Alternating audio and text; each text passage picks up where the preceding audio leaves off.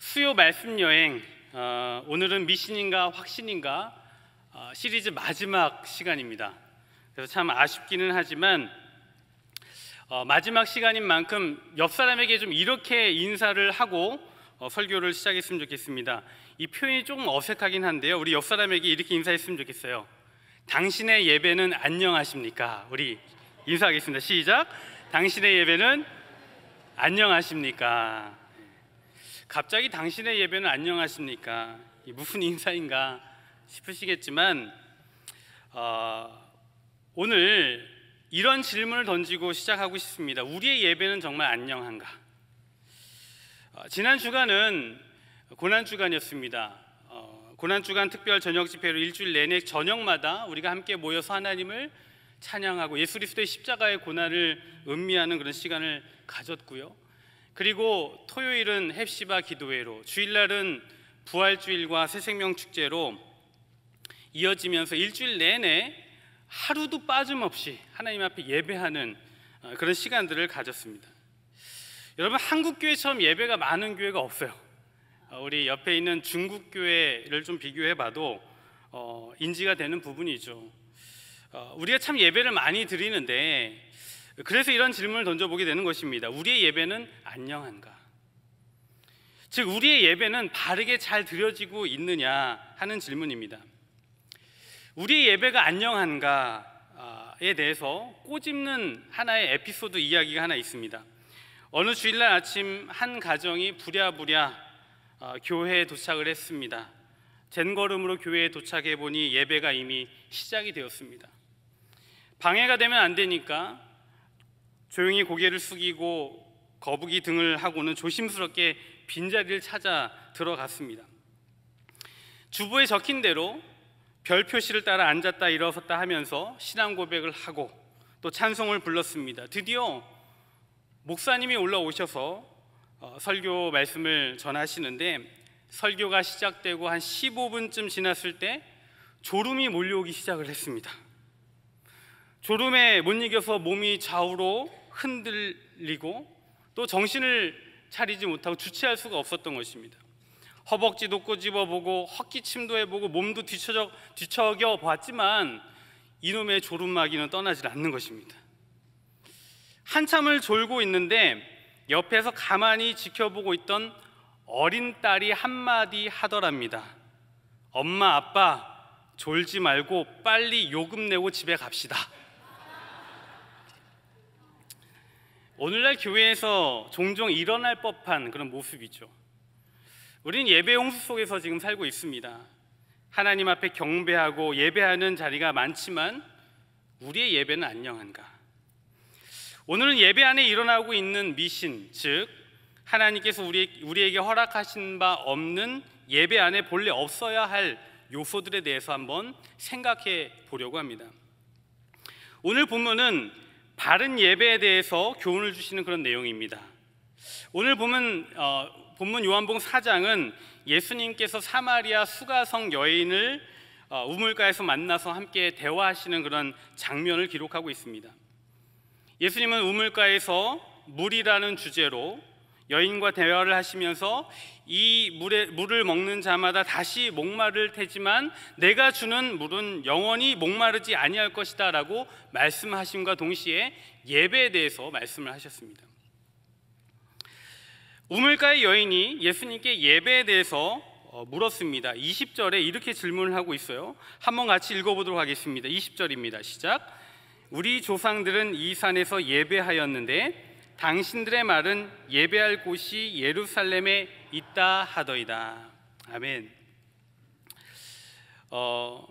우물가의 이 사마리아 여인이 이런 질문을 했습니다. 이 질문을 한 의도가 뭘까 한번 생각해 봤으면 좋겠습니다. 사마리아 여인은 말합니다. 우리 조상들은 이 산에서 예배하였는데, 여기서 이 산이라는 것은 그리심 산을 말합니다. 당시 사마리아인들은 이방 민족과 피가 섞여 더럽혀진 존재라고 하여서 유대인들로부터 차별을 받았습니다. 그래서 예루살렘 성전으로 가지 못했습니다. 그래서 그리심산에서 조상 때부터 예배를 해왔던 것이죠. 그래서 우리는 지금까지 이 그리심산에서 예배를 해왔는데 당신들은 예배할 곳이 예루살렘에 있다라고 하던데 질문하는 것입니다. 꼭 예루살렘이어야만 합니까? 꼭 예루살렘이어야만 합니까? 이 질문에는 이런 것이 깔려 있죠. 왜 예배의 장소가 예루살렘이어야만 하느냐 하는 반발감, 그리고 동시에 자기 조상과 자신이 예배하고 있는 이 장소가 종교적으로 틀리지 않다라는 것을 확인받고 싶은 겁니다. 이 사마리아 여인은 마음에 짐을 가지고 예배 장소에 대해서 의문을 가지고 있었습니다. 왜 꼭 예루살렘이어야만 하느냐라는 것입니다. 예수님께 그런 질문을 했던 것이죠. 왜 예루살렘이어야만 합니까? 2000년 전에 사마리아 여인이 던졌던 이 질문과 이 이슈가 오늘날 우리에게도 있습니다. 한번 생각해 보십시오. 여러분, 지금은 많이 깨져 있지만 한국교회의 오랜 이슈 중에 하나가 본교회에서의 주일 성수입니다. 그래서 예전에 한국교회에 있었던 문화 중에 하나가 뭐냐면 죽어도 주일 예배는 어디에서 드립니까? 자기 본교회에서 예배를 드렸던 문화가 있죠. 그래서 멀리 외부에 출타를 하였다가도 새벽에라도 도착해서 주일 예배를 드리는, 자기가 속한 교회에서 예배를 드려야만 하는, 그래서 교회는 그런 예배가 제대로 드려지지 않는 사람에게는 직분도 주지 않고 그랬습니다. 그런데 요즘 성도들에게 자기 본교회에서의 주일 성수를 이야기하면 어떻게 반응할까요? 대다수의 성도들이 이렇게 이야기합니다. 예배의 어떤 특정한 장소가 중요합니까? 마음이 중요하지 않습니까? 오히려 우리의 삶이 더 예배여야 하는 것 아닙니까? 우리의 일상이 예배여야만 하는 것 아닙니까? 이런 이야기를 하시죠. 물론 맞는 말인데 또 한편으로 보면 예배로부터 자유로워지고 싶어하는 그런 심리들도 담겨져 있는 것이죠. 근데 사마리아 여인의 질문과 우리의 질문이 똑같지 않습니까? 여러분, 한번 제가 질문을 해볼게요. 대답해 보셨으면 좋겠어요. 주일날 예배 드리는 장소가 여러분들이 속해 있는 이 베델 교회여야만 합니까? 한번 물어보세요, 옆 사람에게. 주일날 예배가 이 베델 교회여야만 합니까? 한번 물어보세요. 어떻게 대답하시겠어요? 대답하기 참 난감하죠. 이 베델 교회여야만 합니다 라고 대답하자니 지난주에 안 나왔던 모 성도가 눈에 보이고, 출타했던 성도가 보이고, 또 아닙니다, 이 베델 교회가 아니어도 됩니다 라고 이야기하자니 담임 목사님 쳐다보고 계시고 참 난감하죠, 그죠? 참 어려운 문제입니다. 가만히 보면 지금 우리가 던지고 있는 이 질문과 이슈가 2000년 전에 사마리아 여인이 던졌던 것들이었습니다. 여러분, 우리가 신앙생활을 하면서 체감하고 느끼는 것 중에 하나가 장소를 무시할 수 없다는 거예요. 지난 고난주간 성금요일 예배를 준비하면서 목회자들 안에 이런 고민이 있었어요. 어떤 고민이었냐면, 성도들 중에 현실적으로 이 예배당에 나와서 참여하지 못하는 분들이 계시고 또 온라인으로 예배를 참석하시는 분들이 계시는데 성금요일 성찬을 어떻게 해야 하느냐는 것입니다.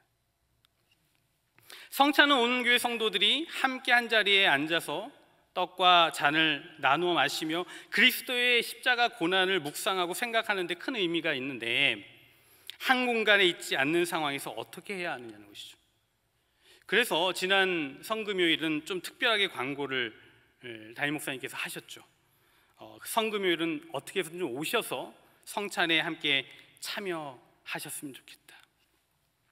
장소와 공간이 주는 현실적이고 체감적인 요소들을 우리가 무시할 수 없다는 것이죠.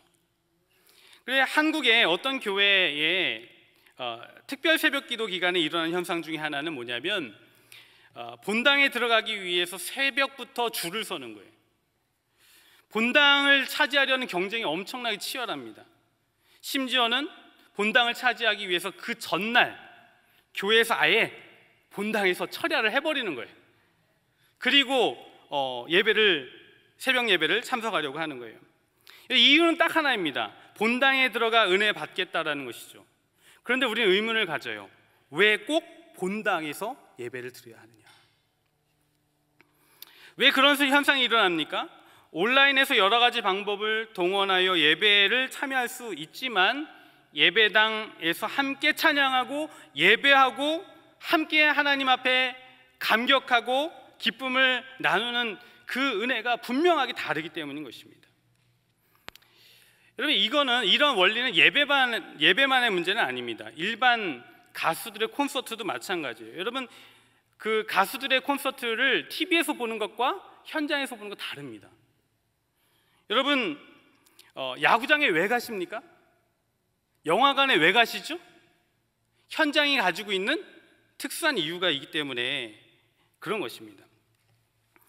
오늘 본문 사마리아 여인의 질문, 꼭 예루살렘이어야 하느냐라는 질문에 우리가 느끼고 있는 것은 하나님은 아니 계신 곳이 없으시고 어느 곳에서나 예배를 받으시는 분이시기 때문에 어디든 상관없다라고 말하면서 동시에 겪고 체험하고 있는 것은 뭐냐면 그러나 장소도 중요하다라는 것입니다. 그러면 여러분, 이 사마리아 여인이 던진 질문, 꼭 예루살렘이어야 합니까? 라는 질문의 해답은 무엇일까요? 예수님은 어떻게 반응하셨을까요? 자, 우리가 한번 좀 살펴보길 원합니다. 21절인데요 21절 말씀 같이 한번 읽어보도록 하겠습니다. 시작. 예수께서 이르시되 여자여 내 말을 믿으라. 이 산에서도 말고 예루살렘에서도 말고 너희가 아버지께 예배할 때가 이르리라. 아멘. 사마리아 여인이 꼭 예루살렘이어야만 합니까? 라고 질문했는데 예수님의 대답은 어떠했습니까? 여자여 내 말을 믿으라. 이 산에서도 말고 예루살렘에서도 말고. 장소에 대한 이야기가 있습니까? 없습니까? 없어요. 그거에 대한 대답이 없습니다. 여러분, 그러면 질문한 질문자가 문제가 있는 거예요. 지금 이 사마리아 여인에게 있어서의 문제점은 무엇이었습니까? 장소에 대한 집착이에요. 예배의 장소에 대한 집착인 것입니다.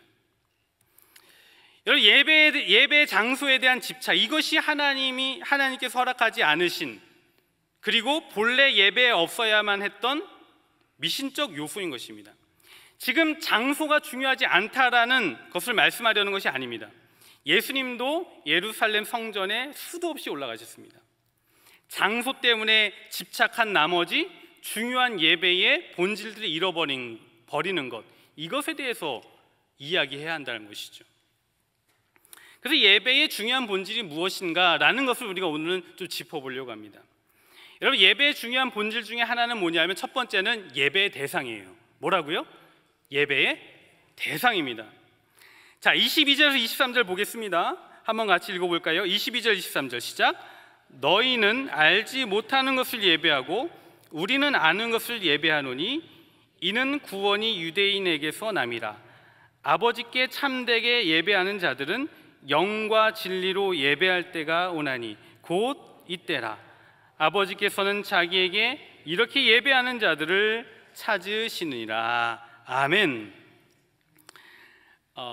지금 우리가 읽은 이 본문을 새번역 성경에 보시면 이렇게 되어 있어요. 22절에 새번역에서는 이렇게 번역을 해놨습니다. 너희는 너희가 알지 못하는 것을 예배하고 우리는 우리가 아는 분을 예배한다. 이렇게 되어 있습니다. 우리는 우리가 아는 분을 예배한다. 예수님은 이 사마리아 여인에게 있어서 중요한 것은, 예배에 있어서 중요한 것은 장소가 아니라 예배의 대상이 누구냐가 중요하다는 것입니다. 그래서 우리가 예배할 대상은 뭐냐면 우리가 아는 분, 누구십니까? 그렇죠, 하나님을 예배하는 것, 그 대상이 매우 중요하다는 것이죠. 예수님께서 굳이 너희는 알지 못하는 것을 예배하고 우리는 아는 것, 아는 분을 예배한다라고 하신 이유는 뭐냐면 예배 드릴 때 예배의 대상을 알지 못한 채 예배할 수도 있기 때문에 그런 것입니다. 여러분, 지난 주일이 이제 부활주일이었어요. 한국에는 부활절이 되면 이게 교회들이 모여서 함께 연합 예배를 많이 드립니다. 부활절 연합 예배. 그런데 이제 부활절 연합 예배를 드릴 때마다 겪게 되는 이제 어려움 중에 하나가 뭐냐면 꼭 부활절 연합 예배에 정치인들이 찾아와요. 정치인들이 찾아와서 인사를 시켜달라고 하는 것이죠. 왜 그럽니까? 표를 의식해서 그런 것입니다. 기독교인들의 그 표를 의식해서 찾아오는 것이죠. 근데 한 번은 이제 제가 서울에 있을 때 어떤 구에서 부활절 연합 예배에 모 구청장이 나와서 인사를 하는 시간을 갖게 됐어요. 그런데 이 구청장이 뭐라고 인사를 했는가 하면 할렐루야, 예수님의 부활을 축복드립니다, 이렇게 인사했습니다. 제가 그 얘기를 듣고요, 무슨 소리인지 모르겠는 거예요. 할렐루야, 예수님의 부활을 축복드립니다. 한참 생각했어요. 이게 도대체 무슨 말이지? 할렐루야, 하나님을 찬양합시다. 예수님의 부활을 축복을 드립니다. 이게 무슨 말일까? 그냥 부활절과 관련되어 있는 자기가 아는 기독교 단어를 뜻도 모른 채 그냥 쫙 나열한 거예요. 순간 깨닫게 되는 것은 뭐냐면, 예배의 자리인데 예배 대상이 분명하지 않으면 예배의 순수한 목적이 사라지더라는 것입니다. 예수님은 말씀하셨어요. 우리는 누구를 예배한다고요? 우리가 아는 분을 예배한다. 여러분, 우리가 예배할 때 또 이 예배의 시간에 예배의 대상이 누구인지 분명하게 알아야만 합니다. 우리의 예배 대상은 한 분 하나님이시라는 것, 그것을 명백하게 하고 나아가는 저와 여러분 되시기를 축복합니다. 두 번째 예배의 본질은 뭐냐면 그 하나님과의 관계입니다. 여러분, 예배의 본질에 있어서 중요한 것은 첫 번째 예배의 대상이 있지만 그 하나님과의 관계도 되게 중요한 것입니다. 우리는 우리가 아는 분을 예배한다라고 예수님께서 말씀하셨어요. 우리가 아는 분, 여러분 생각 한번 해보세요. 하나님을 모르는 자들이 하나님을 예배할 수 있을까요? 여러분, 가수 김은국 씨 아시죠? 가수 김은국 씨가 이제 엉뚱한 말 하기로 유명하잖아요. 김은국 씨가 어떤 TV 프로그램에 나와서 토크쇼를 하는데 개그맨 조세호 씨한테 갑자기 이런 이야기를 했어요. 야, 너 왜 안재욱 결혼식 때 안 왔어? 라고 물었습니다. 그랬더니 이 조세호 씨가 되게 막 당황해하면서 뭐라 그랬냐면, 아니, 모르는데 결혼식이 어떻게 갑니까? 오히려 모르는데 가는 거 신뢰가 아닌가요? 이렇게 얘기를 했어요. 사람들이 막 웃었습니다. 모르는 사람의 결혼식을 어떻게 가냐는 거죠. 여러분, 우리가 모르는 사람 결혼식에 가서 축하해 줄 수 있을까요? 평소에 인격적인 교류가 없었던 사람의 결혼식에 가서 그를 축복해주고 미래 안녕을 빌어줄 수 있을까요? 어렵지 않겠습니까? 여러분, 하나님을 찬양하고 예배할 때 하나님과의 그 관계가 있어야지만 온전히 예배할 수 있지 않을까요? 그래서 우리가 매주 하나님 앞에 나와서 예배하는데 하나님이 누구신지, 그 하나님이 내게 어떠한 일을 행하셨는지, 내게 어떠한 분이신지 알지 못하면 마음과 뜻과 힘을 다하여 예배할 수 없는 겁니다. 그래서 하나님과 영적인 교제, 관계가 중요한 거예요. 그래서 주일날 예배에 나오기 전에, 주일날 우리가 준비하면서 한 주 동안 우리는 하나님과 영적인 관계를 잘 준비해야만 합니다. 하나님과 주중의 영적인 관계가 잘 준비될 때에 하나님께 깊은 예배를 올려드릴 수 있는 것이죠.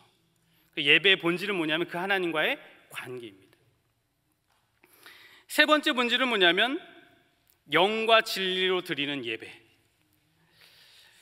여기서 영과 진리로라는 것이 구체적으로 무엇을 지칭하느냐에 대해서는 학자들 사이에서도 의견이 분분합니다. 여기서 영과 진리가 무엇을 지칭하느냐, 여러 가지 학자들의 또 주장들이 있지만, 그러나 많은 신학자들이 공통적으로 말하는 것은 뭐냐면 이 영과 진리, 하나님은 영이시니 예배하는 자가 영과 진리로 예배할지라, 이 영과 진리라는 단어를 떼어놓고 설명할 수 없다라는 거예요. 그래서 하나님은 영이시니 예배하는 자가 영과 진리로 예배할지니라 라는 것은 영과 진리가 삶과 인격 속에 녹여져서 하나가 되어 있을 때 하나님을 깊이 알고 또 참되게 예배할 수 있다라는 거예요. 여러분, 그래서 기독교는 뭐냐면 복음이 삶에 녹여져서 하나가 되는 그런 진리입니다. 갈라디아서 2장 20절, 우리가 많이 암송하고 있는 그 말씀도 가만히 보면 내가 그리스도와 함께 십자가에 못 박혔나니 그런즉 이제는 내가 사는 것이 아니요 내 안에 그리스도께서 사는 것이라. 이제 내가 육체 가운데 사는 것은 나를 사랑하사 나를 위하여 자기 자신을 버리신 하나님의 아들을 믿는 믿음 안에 사는 것이다. 여러분, 이 구절을 가만히 보면 예수님과 내가 어떻게 되어 있습니까? 구분이 돼요, 안 돼요? 안 돼요. 하나가 되어 있어요. 녹여져서 하나가 되어 있어요. 구분이 안 되는 거예요. 이게 기독교인 것이죠. 그래서 영과 진리로 예배한다는 것은 영과 진리가 예배 안에 녹여져서 하나가 되어버린다는 그런 의미인 것이죠. 그래서 이 영과 진리로 예배한다는 것을 설명하는데 뭐 다양한 설명이 있겠지만 좀 심플하게 이렇게 좀 설명하고 싶어요. 여러분, 영과 진리로, 이 영이라는 것은 한마디로 말하면 성령의 역사예요. 그래서 하나님의 아들 예수 그리스도께서 이 세상에 오셔서 하신 십자가 구속의 사역을 내가 받아들이고 깨닫고 또 알게 하시는 주관적인 어떤 영적인 체험, 그런 것들을 말하는 것이죠. 그것이 자기의 삶 가운데 있고, 진리로, 이 진리로라는 것은 하나님께서 아들 예수 그리스도를 인류의 역사 속으로 오게 하셔서 십자가의 죽으심으로 구속 사역을 이루어 주신 그 객관적인 그 사건, 그 진리, 이것이 하나가 되어서 온전히 예배 안에 녹여질 때 참되게 예배를 할 수 있다는 것이죠. 그래서 우리가 예배할 때 예수님께서 이 세상에 오셔서 우리를 위하여 행하신 객관적인 사실이 성령을 통하여 내 인생에 받아들여지고 구원의 놀라운 그 사실들이 깨달아지고 체험되어지고 체득되어지는 그 주관적인 경험들이 통합되고 하나 되는 신비가 일어날 때 그 일을 행하신 하나님을 진정으로 찬양하고 진정으로 예배할 수 있는 신비한 일들이 참 예배가 이루어질 수 있다 말씀하는 것이죠. 여러분, 그래서 예배에는 하나님께서 예수 그리스도를 통하여 우리를 구속하신 그 진리가 선명하게 선포되어져야 하고, 동시에 성도들의 삶 속에서 그 예수 구원의 진리가 성령의 역사로 말미암아 맞닿고 또 받아들여지고 그것으로 인하여 인생의 의미가 바뀌고 사람과 세상을 대하는 태도가 바뀌는 실제적인 변화와 감격이 있을 때에 그 예배를 참되게 하나님 앞에 올려드릴 수 있다라는 것입니다. 그게 예배인 것이죠. 그래서 여러분, 예배라는 것은 공예배라는 구조 속에서 예수 구속 사역의 객관적인 사실이 선명하게 선포되고, 동시에 하나님의 말씀이 인생에 맞닿는 실제적인 이야기와 간증이 소그룹, 셀을 통하여 나누어질 때 비로소 참 예배가 되는 것입니다. 그래서 여러분, 공예배와 셀 모임은 한 예배예요. 뗄 수가 없는 거예요. 그래서 우리가 하나만 생각할 것이 아니라 그 객관적인 진리, 그 복음이 삶에 녹여지는 그 현장까지도 우리는 생각해야만 하는 것입니다. 그렇다면 예배라는 것을 정리하면, 예배에 있어서 사마리아 여인처럼 그리심산이냐 예루살렘이냐 하는 장소와 방식의 그 문제가 중요한 것이 아니라 예배의 대상을 우리가 선명하게 하는 것이 중요하고, 또한 예배의 대상이신 하나님을 삶 속에서 체험하고 알아가는 과정이 필요하다는 것입니다. 하나님을 알아가는 것은 어떠한 지식적인 측면으로만 아는 것이 아니라 진리, 즉 예수 구속 사역의 객관적 사실이 성령의 역사로 말미암아 실제적으로 내 삶에 맞닿고 깨달아지고 알아지는 주관적 체험이 있을 때 하나님을 안다라고 말할 수 있는 것이죠. 이것이 될 때 비로소 아는 분을 예배하는, 참되게 예배하는, 영과 진리 안에서 예배하는 그 예배에 놀라운 영광이 나타날 수 있다 말씀하고 있는 것입니다. 여러분, 그래서 이 말씀을 보면서 깨달아지는 것은 뭐냐면, 우리가 진정으로 하나님께 예배할 수 있으려면 하나님이 누구신지 분명하게 알아야 한다는 것입니다. 그래서 교회는 하나님이 누구신지 알도록 가르치는 곳이고, 소그룹 셀은 배운 하나님을 체험하고 나누는 곳이 되어야 하는 곳입니다. 이러한 사명을 감당하는 곳이 바로 교회인 거예요. 여러분, 우리 베델교회가 교회로서의 이 사명을 잘 감당하는 교회가 되기를 주님의 이름으로 축복합니다. 말씀을 정리하면서 처음 질문으로 돌아갑니다. 그러면 예배를 드리는 장소가 꼭 베델교회여야만 하느냐? 여러분, 매일매일 우리가 교회 예배당에 나와서 하루도 빠짐없이 예배 드리는 것보다 더 중요한 것은 우리의 예배의 대상이 하나님이심을 아는 것, 그 하나님을 알아가는 것이고, 그리고 삶 속에서 총체적으로 하나님을 아는 경험들이 예배 안에 녹여지는 것, 이게 중요하다는 것입니다. 하나님을 인격적으로 알므로 깊은 예배가 실현되는 그 감격이 있는 저와 여러분들 되시기를 축복합니다. 그러면 교회 예배당에는 나올 필요가 없는 건가요? 그런 생각을 하실 수도 있겠지만 아닙니다. 더 필요한 것이 됩니다.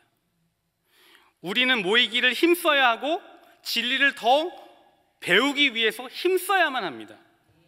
진리를 더 세밀하게 배우고 알 때에 아는 만큼 하나님을 깊이 경험하고 체험하게 되는 것이죠. 동시에 더 깊이 알게 된 하나님을 소그룹을 통하여 1대1을 통하여 간증하고 공유할 때 더 풍성하게 하나님을 경험하는 위대한 역사가 나타나는 것입니다. 여러분, 혹시 우리는 모르는 것을 예배하지 않았을까요? 다시 말하면 하나님을 제대로 알지 못한 채 또는 알려하지 않은 채 예배하고 있지는 않았을까요? 영과 진리로 하나님을 더 깊이 알아가고 체험하는 은혜 속에 예배하는 우리 베델교회 모든 성도들이 되시기를 주님의 이름으로 축복합니다. 따스한 성령님, 따스한 성령님, 마음으로 보내, 마음으로 보내, 내 몸을 감싸며 주어진 평안함 만족함을 느끼네. 다시 한번 따스한 성령님, 따스한 성령님, 마음으로 보내, 마음으로 보내, 내 몸을 감싸며 주어지는 평안함 만족함을 느끼네. 신 곳에서 나는 예배하네. 어떤 상황에도 나는 예배하네. 신 곳에서 나는 예배하네. 어떤 상황에도 나는 예배하네. 내가 걸어갈 때 길이 되고 살아갈 때 삶이 되는 그곳에서 예배하네. 내가 걸어갈 때 길이 되고 살아갈 때 삶이 되는 그곳에서 예배하네. 부르신 곳에서 나는 예배하네. 어떤 상황에도 나는 예배하네. 부르신 곳에서 나는 예배하네.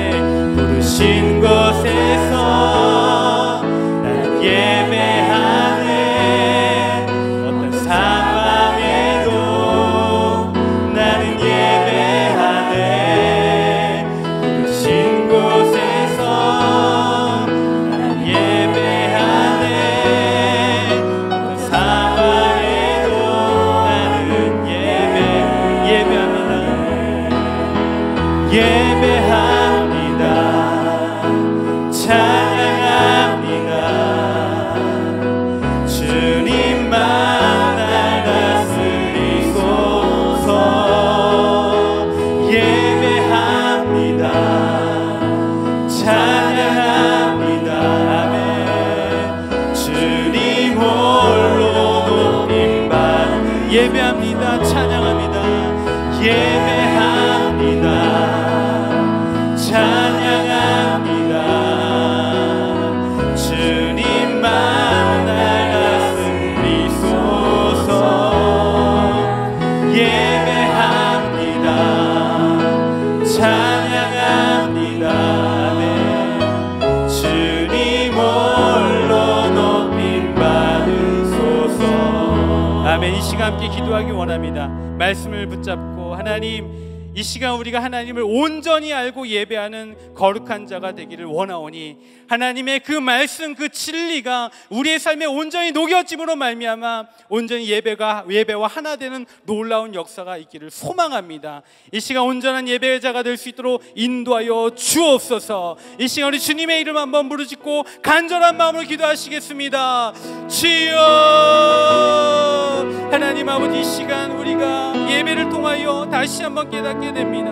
하나님, 이 시간 주님만 홀로 영광 받으실 참 하나님이심을 우리가 고백합니다. 하나님, 우리가 주님의 이름을